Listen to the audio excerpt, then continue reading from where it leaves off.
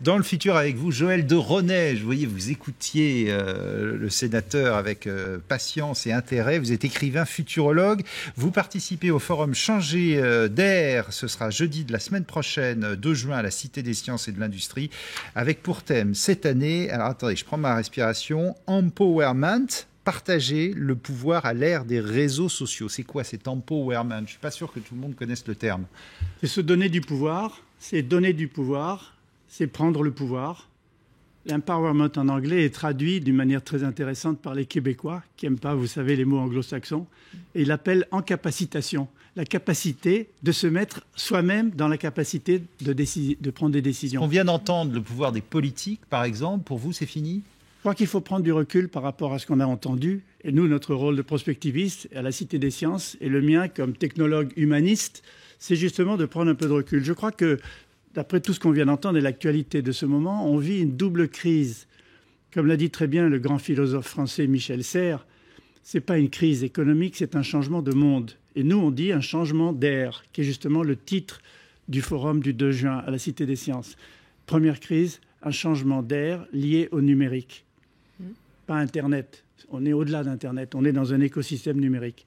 Et la deuxième crise, c'est une crise de pouvoir. C'est-à-dire le pouvoir pyramidal, centralisé, face à une montée de volonté de pouvoir citoyen, mal encore exprimée, liée justement à ces réseaux de communication, à ces réseaux sociaux. Ça veut dire ce qu'on connaît là, ce que vous appelez le système pyramidal, les élites, les politiques, c'est fini? Non, il ne faut pas être aussi radical. Je pense qu'on ne peut plus raisonner en termes de oui, non, ou. On est en termes de et, c'est-à-dire en termes de complémentarité. Il y aura la nécessité d'un pouvoir pyramidal dans certains cas, mais il y a la montée d'un pouvoir latéral, plus transversal. D'ailleurs, vous avez entendu parler de l'entreprise dite libérée. On a vu des documentaires sur votre chaîne, d'ailleurs, il n'y a pas longtemps, où un patron d'entreprise disait « Moi, la pyramide, je l'inverse. Je mets mes salariés en haut, c'est eux qui font les choses, c'est eux qui construisent la société et le futur. Moi, je suis là comme catalyseur, comme visionnaire, comme communicateur. » Donc, je crois que le management du futur, ce n'est pas un management de régulateur, de vérifier si les gens sont là, s'ils font bien le boulot pour lequel ils sont payés. Il y a ça aussi. Mais c'est surtout parce qu'il faut responsabiliser aussi les gens. Comment? Il faut responsabiliser les gens.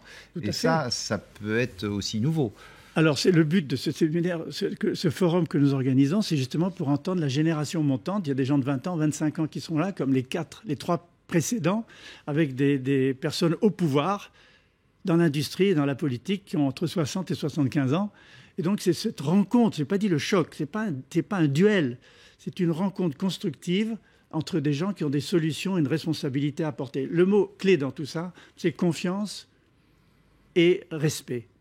Je pense que si les gens se font confiance et respectent la diversité des approches, à ce moment-là, on peut collectivement, collégialement, si vous voulez, décider et prendre des pouvoirs. Mais est-ce qu'aujourd'hui, ces 2 maîtres mots, finalement, on les a ou on les oublie un petit peu trop? La politique les oublie trop. Je pense que les politiques en haut de leur pyramide, solitaires en haut de leur pyramide, n'écoutent pas suffisamment, ne font pas confiance, ne respectent pas suffisamment cette montée d'intelligence collective qui est en train d'arriver, notamment, mais pas seulement par les réseaux sociaux.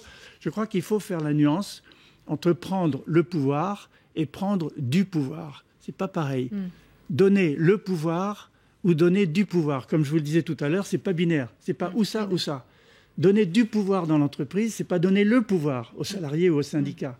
C'est donner du pouvoir, c'est ça l'empowerment.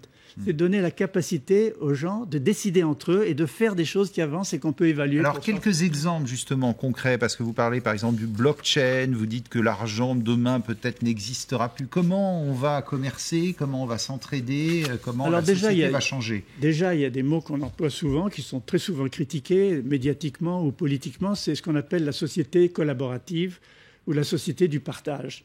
Elle est en train de se mettre en place. On la voit mal, mais c'est une tendance profonde. C'est-à-dire que des gens, la jeune génération surtout, mais aussi des moins jeunes, sont capables de partager, de troquer, d'échanger des objets usés pour ne pas acheter toujours des objets neufs et les jeter ensuite, contribuer à ce qu'on appelle l'économie linéaire, qui est une sorte de sens unique, pour aller plutôt vers l'économie circulaire, qui est la possibilité de réutiliser des objets. Arrêter la dégénérescence programmée. De protéger l'environnement. Voilà. Éviter l'obsolescence programmée. Ça, c'est un premier élément. On le voit partout monter. Mais si on ne change pas de télé ou de frigo tous les 5 ans, les fabricants de frigo, ils ne vendent plus. Ah ben ça, c'est leur problème. C'est le problème. C'est des emplois. Non, mais c'est leur problème de s'adapter. Le problème de s'adapter, c'est d'être capable... Ce que font les makers aux États-Unis, que j'ai traduit dans mon livre « Surfer la vie », par les doers. Les doers, ce n'est pas des faiseurs, le terme n'est pas très bon. Les doers, c'est des gens qui font... Faites-le vous-même, do it yourself. Faites-le vous-même. Et ils s'organisent en micro-entreprises, intégrées par des plateformes qui, eux, sont en contact avec l'offre et la demande. Donc, on voit apparaître une nouvelle forme d'entreprise. On voit apparaître des indépendants. En 2030, aux États-Unis, il y aura 44 millions d'indépendants. Ils sont 2,8 millions en France aujourd'hui. Et surtout, les 30% sont dans les générations du millénium. Donc c'est là où les choses sont en train de changer. Ils sont en train de changer dans la structure plus plate. Et l'apport de la technologie, le management. L'apport de la technologie, comme par exemple les imprimantes 3D, ça va changer beaucoup de choses, ça? Les imprimantes 3D sont en train de changer énormément de choses pour 3 raisons. La première, c'est qu'elles sont tout matériaux, plastique, argent, on peut imprimer n'importe quoi. Céramique, tout. Deuxièmement, leur prix diminue. Et troisièmement, leur rapidité s'accroît. Donc, on voit des micro-entreprises qui se fédèrent d'artisans du numérique pour être capables de fabriquer à la demande toute une série de produits. Et on va aussi vers les bio-imprimantes 3D, c'est-à-dire des imprimantes qui impriment des tissus vivants qu'on peut retransplanter chez les gens et des organes aussi. Ça, c'est une vraie révolution. Restez avec nous, on va continuer de parler de cette technologie. En tout cas, on rappelle ce forum Changer d'air, jeudi de la semaine prochaine, 2 juin, avec Alexandre Jardin, l'ancienne ministre, Christine Albanel, philosophe entrée, Comte Sponville, Corinne Lepage, etc. Et puis vous, bien sûr.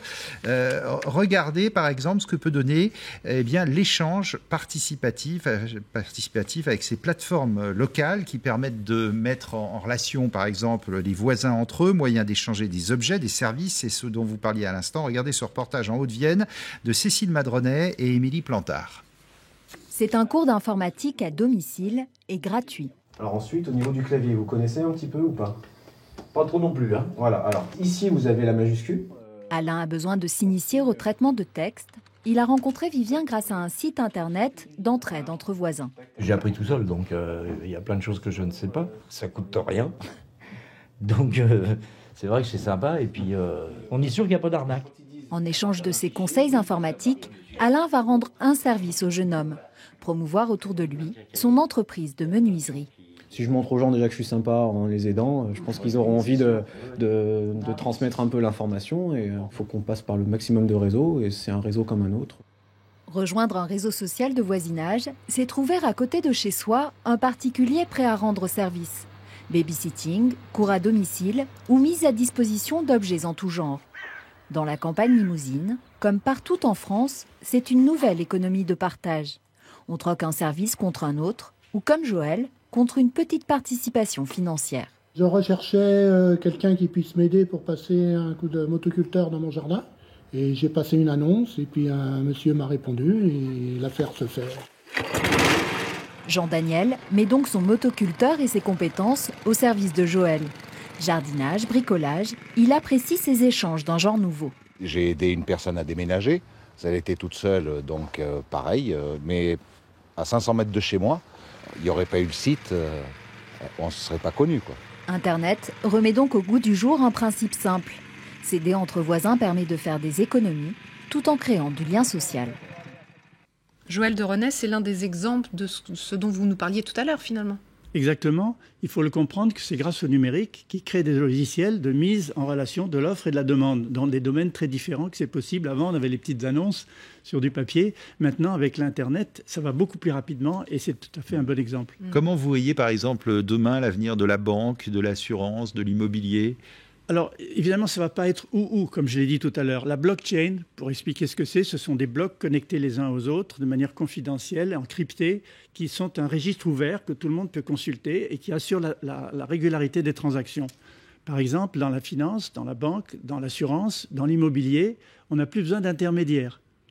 Les notaires ne sont plus des intermédiaires. Les gens, grâce à Ils vont être contents, les notaires, là. Ils vont être contents, bien sûr. C'est un changement, il faut s'y adapter. J'ai dit tout à l'heure, comme a dit Michel Serres, un changement de monde. Il faut s'adapter à un changement de monde.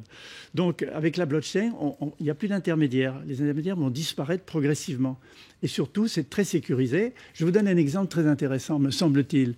C'est que dans le domaine de l'énergie, aujourd'hui, nous sommes soumis à des monopoles énergétiques pyramidaux qui nous envoient l'électricité nucléaire ou le fioul ou le diesel à la pompe.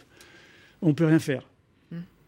avec la Smart Grid, qui est une grille intelligente de distribution d'électricité qui s'adapte à l'offre et à la demande, et la blockchain, des gens commencent à se vendre de l'électricité entre eux. Directement, oui.